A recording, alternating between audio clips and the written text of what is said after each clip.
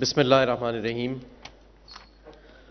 میرے سے پہلے انہوں نے کافی سیر حاصل گفتگو کی اکانومی کے اوپر، ایگریکلچر کے اوپر. جھگڑا صاحب نے خیبر پختونخوا کے اور پروونشل معاملات کے اوپر کافی روشنی ڈالی، اور علی خضر صاحب نے بڑی جامع ایک پریزنٹیشن دی وے فارورڈ کے اوپر، اور جو اس وقت ہمارے سامنے اکنامک کرائسس کھڑا ہے اس کی جو نوعیت ہے اس کے حوالے سے، اور کافی انہوں نے خوفناک باتیں بھی کیں.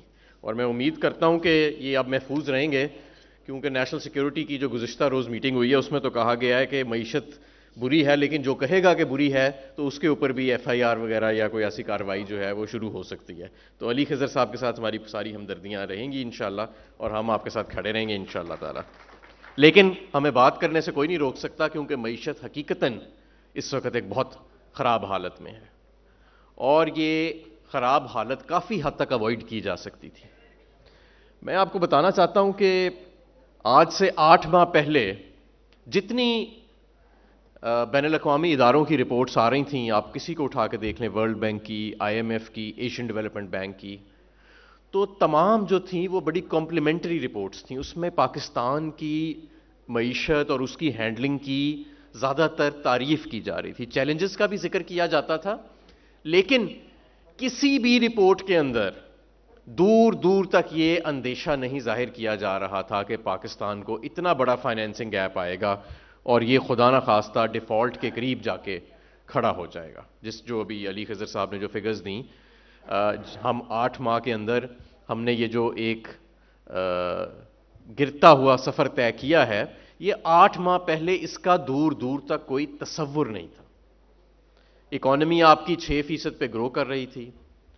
فورن ایکسچینج ریزروز آپ کے اتنے تھے کہ مارچ کے اندر ہم نے اپنے فورن ایکسچینج ریزرو سے $1 ارب ریکارڈ کی سیٹلمنٹ بھی کی، اور کرنٹ اکاؤنٹ کا خسارہ شرنک ہو رہا تھا. آپ کا روپیہ سٹیبل تھا. بجلی کی لوڈ شیڈنگ دور دور تک موجود نہیں تھی اس ملک کے اندر، بلکہ اضافی بجلی استعمال کرنے کے اوپر ہم سکیمز دیتے تھے کہ آپ اضافی بجلی استعمال کریں گے تو 30% آپ کو رعایتی یونٹ ملیں گے. پیک آرز ہم نے ختم کر دیے صنعت کے لیے. صنعت 10%، بڑے درجے کی صنعت 10% گرو کر رہی تھی. ہمارے ایکسپورٹرز تمام ریکارڈ توڑ رہے تھے، اور یہ ایک پازیٹیوٹی تھی. سٹارٹ اپس ملک کے اندر تھے، ایک پازیٹیوٹی تھی ملک کے اندر. اس پازیٹیوٹی کو اگر آج آپ دیکھیں تو ہم 8 ماہ کے اندر کتنا ایک سرے سے ماحول بدلا ہے. تو یہ کیسے بدلا ہے؟ یہ ایک دم نہیں بدلا، اس کے اندر بہت ساری غلطیاں بھی ہوئی ہیں. جب یہ نئی حکومت آئی تو انہوں نے بہت دیر کی آئی ایم ایف کے سے بات چیت کرنے میں بھی، 25 مئی تک تو، اور اس کے بعد بھی ان کا ارادہ ہی نہیں تھا شاید حکومت کرنے کا یا آئی ایم ایف سے کوئی بات چیت کرنے کا. اور جب ایک پہلا بجٹ پیش کیا گیا، جو پہلا ڈرافٹ پیش کیا گیا جون میں، تو وہ ڈرافٹ ایک ایسا مزاحیہ ڈرافٹ تھا کہ وہ آئی ایم ایف کے میٹرکس سے اور پاکستان کی حقیقت سے بالکل علیحدہ تھا. اور پھر اس کو واپس ایک نیا ڈرافٹ بعد میں جو پیش کیا، جو فائنل بل ہوتا ہے، صرف وہ چند غلطیوں کے لیے یا چند چیزوں کو ریویو کرنے کے لیے ہوتا ہے جو ڈیبیٹ میں آئی ہوں، تو پورا یکسر نیا بجٹ پیش کر دیا. اس کے بعد آتے ساتھ پورے مارکیٹ میں پینک پھیلا دیا کہ پتہ نہیں جانے والے کیا کر گئے، ڈیفالٹ ہونے والا ہے ملک. یہ پینک خود انہوں نے پھیلایا، مسلم لیگ نون نے اور پی ڈی ایم نے. اور ایک امپورٹ بین لگا دیا لگژری آئٹمز پہ. ہم تب بھی کہتے رہے کہ یہ جو آپ امپورٹ بین لگا رہے ہیں یہ تو 1% بھی نہیں ہے پاکستان کی امپورٹ کا حصہ، اس سے پینک زیادہ پھیلے گا. اور وہی ہوا. پھر چند ماہ، 2 ماہ کے بعد اس کو، 2-3 ماہ کے بعد اس کو سارے کو ریورس کر دیا، اس امپورٹ بین کو. جو اس وقت کے وزیر خزانہ تھے ان کی سٹیٹمنٹس ایسی آتی رہیں کہ پوری مارکیٹ کا کانفیڈنس ہل گیا. آپ کا روپیہ کبھی 180 سے لے کے 250 255 تک چلا گیا انٹر بینک ریٹ، اور پھر وہاں سے واپس لائے. نئے وزیر خزانہ آئے تو انہوں نے کہا کہ جی نہیں، میں 190 پہ لے کے جاؤں گا. آپ کی تمام انڈسٹری اور امپورٹرز نے اپنی ایل سیز روک لیں کہ شاید یہ روپیہ زبردستی واپس لائیں گے. اور اس سے اب ایک نیا ایک بحران پیدا ہو گیا کہ آپ کی خام مال کی شارٹیجز ہر سیکٹر کے اندر پاکستان کے آ گئیں. اسد عمر صاحب، شوکت ترین صاحب اور مزمل صاحب کراچی سے پہنچ گئے ہیں، تو ہم انہیں خوش آمدید کہتے ہیں. جی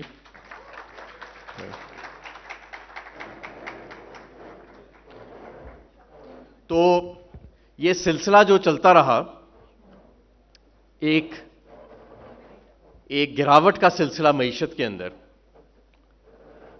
اس کی اور بہت سارے پہلو ہیں. ایک پاکستان ریمیٹنس انیشیٹو ہوتا تھا، اس کو ختم کر دیا گیا، اور پھر اتنا زیادہ فوکس کیا گیا روپے کے اوپر کہ پورے پاکستان کی امپورٹس کو سکویز کر دیا گیا. پاکستان کی تمام امپورٹس کو سکویز کر دیا گیا تاکہ روپیہ مستحکم رہے، جس کے اندر آپ کے اسینشل خام مال، آپ کی دوائیاں، آپ کے سپیئر پارٹس، آپ کی صنعت کا سامان، کھانے پینے کی اشیاء تمام شامل، جس کی وجہ سے اب شارٹیجز جو ہیں وہ ہر سیکٹر کے اندر آہستہ آہستہ آنی شروع ہو گئیں اور انڈسٹریز بند ہونا شروع ہو گئیں، ملٹی نیشنلز بند ہونا شروع ہو گئیں. آپ کا انٹر بینک ریٹ جو آج 225 226 روپے ہے، اس پہ کوئی بینک ایل سی کھولنے کو تیار نہیں. آپ نے ڈالر خریدنے ہو تو اوپن مارکیٹ کا جو ریٹ ہے اس میں اور انٹر بینک کے ریٹ میں 30 سے 40 روپے کا فرق ہے. یعنی انٹر بینک کا ریٹ صرف کاغذ کے اوپر رہ گیا، اس کا معیشت کے ساتھ اب کوئی تعلق نہیں رہ گیا. وہ صرف اسحاق ڈار کے کاغذ پہ 226 روپے لکھا ہوا ہے، اس کے اوپر کوئی کاروبار نہیں ہو رہا اور کوئی اس کے اوپر روپیہ دستیاب نہیں ہے. آج ہم انشاءاللہ تعالی وائٹ پیپر جاری کر رہے ہیں جس کے اندر انہوں نے جس محنت کے ساتھ، کیونکہ یہ اتنی 8 ماہ میں تباہی جو ہے یہ محنت کے بغیر نہیں آ سکتی. انہوں نے کافی سیر حاصل گفتگو کی اکانومی کے اوپر، ایگریکلچر کے اوپر. جھگڑا صاحب نے خیبر پختونخوا کے اور پروونشل معاملات کے اوپر کافی روشنی ڈالی، اور علی خضر صاحب نے بڑی جامع ایک پریزنٹیشن دی وے فارورڈ کے اوپر، اور جو اس وقت ہمارے سامنے اکنامک کرائسس کھڑا ہے اس کی جو نوعیت ہے اس کے حوالے سے، اور کافی انہوں نے خوفناک باتیں بھی کی. اور میں امید کرتا ہوں کہ یہ اب محفوظ رہیں گے، کیونکہ نیشنل سیکیورٹی کی جو گزشتہ روز میٹنگ ہوئی ہے اس میں تو کہا گیا ہے کہ معیشت بری ہے، لیکن جو کہے گا کہ بری ہے تو اس کے اوپر بھی ایف آئی آر وغیرہ یا کوئی ایسی کارروائی جو ہے وہ شروع ہو سکتی ہے. تو علی خضر صاحب کے ساتھ ہماری ساری ہمدردیاں رہیں گی انشاءاللہ، اور ہم آپ کے ساتھ کھڑے رہیں گے انشاءاللہ تعالی. لیکن ہمیں بات کرنے سے کوئی نہیں روک سکتا، کیونکہ معیشت حقیقتاً اس وقت ایک بہت خراب حالت میں ہے، اور یہ خراب حالت کافی حد تک اوائڈ کی جا سکتی تھی. میں آپ کو بتانا چاہتا ہوں کہ آج سے 8 ماہ پہلے جتنی بین الاقوامی اداروں کی رپورٹس آ رہی تھیں، آپ کسی کو اٹھا کے دیکھ لیں، ورلڈ بینک کی، آئی ایم ایف کی، ایشین ڈیولپمنٹ بینک کی، تو تمام جو تھیں وہ بڑی کمپلیمنٹری رپورٹس تھیں. اس میں پاکستان کی معیشت اور اس کی ہینڈلنگ کی زیادہ تر تعریف کی جا رہی تھی. چیلنجز کا بھی ذکر کیا جاتا تھا، لیکن کسی بھی رپورٹ کے اندر دور دور تک یہ اندیشہ نہیں ظاہر کیا جا رہا تھا کہ پاکستان کو اتنا بڑا فائنینسنگ گیپ آئے گا اور یہ خدا نہ خواستہ ڈیفالٹ کے قریب جا کے کھڑا ہو جائے گا. جو ابھی علی خضر صاحب نے جو فگرز دیں، ہم 8 ماہ کے اندر ہم نے یہ جو ایک گرتا ہوا سفر طے کیا ہے، یہ 8 ماہ پہلے اس کا دور دور تک کوئی تصور نہیں تھا. اکانومی آپ کی 6% پہ گرو کر رہی تھی. فارن ایکسچینج ریزروز آپ کے اتنے تھے کہ مارچ کے اندر ہم نے اپنے فارن ایکسچینج ریزرو سے $1 ارب ریکارڈ ایک کی سیٹلمنٹ بھی کی، اور کرنٹ اکاؤنٹ کا خسارہ شرنک ہو رہا تھا. آپ کا روپیہ سٹیبل تھا.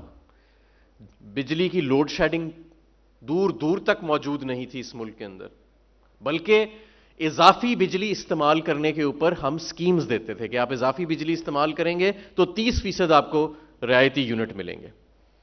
پیک آرز ہم نے ختم کر دیے صنعت کے لیے. صنعت 10%، بڑے درجے کی صنعت 10% گرو کر رہی تھی. ہمارے ایکسپورٹرز تمام ریکارڈ توڑ رہے تھے، اور یہ ایک پازیٹیوٹی تھی. سٹارٹ اپس ملک کے اندر تھے، ایک پازیٹیوٹی تھی ملک کے اندر.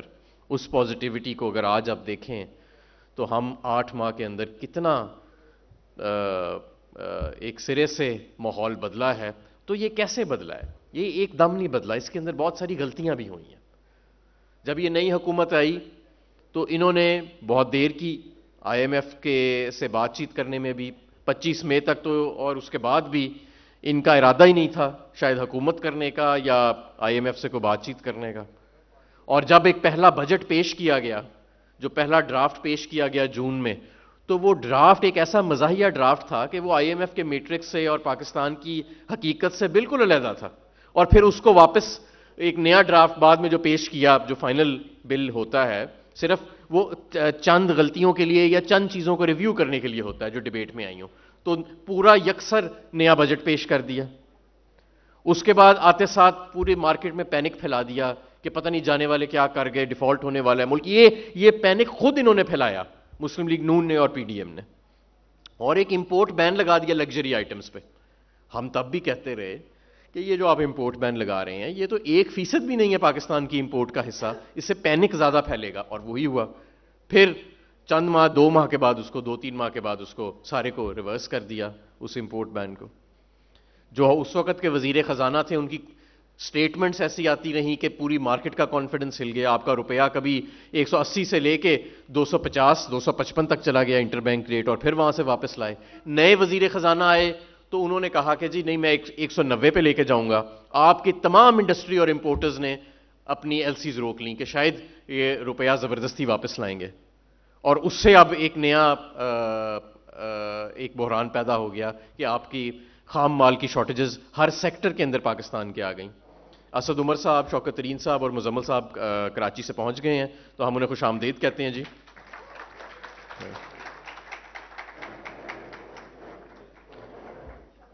تو یہ سلسلہ جو چلتا رہا، ایک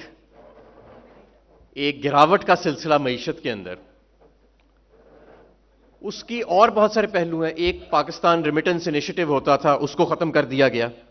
اور پھر اتنا زیادہ فوکس کیا گیا روپے کے اوپر کہ پورے پاکستان کی امپورٹس کو سکویز کر دیا گیا. پاکستان کی تمام امپورٹس کو سکویز کر دیا گیا تاکہ روپیہ مستحکم رہے، جس کے اندر آپ کے اسینشل خام مال، آپ کی دوائیاں، آپ کے سپیئر پارٹس، آپ کی صنعت کا سامان، کھانے پینے کی اشیاء تمام شامل.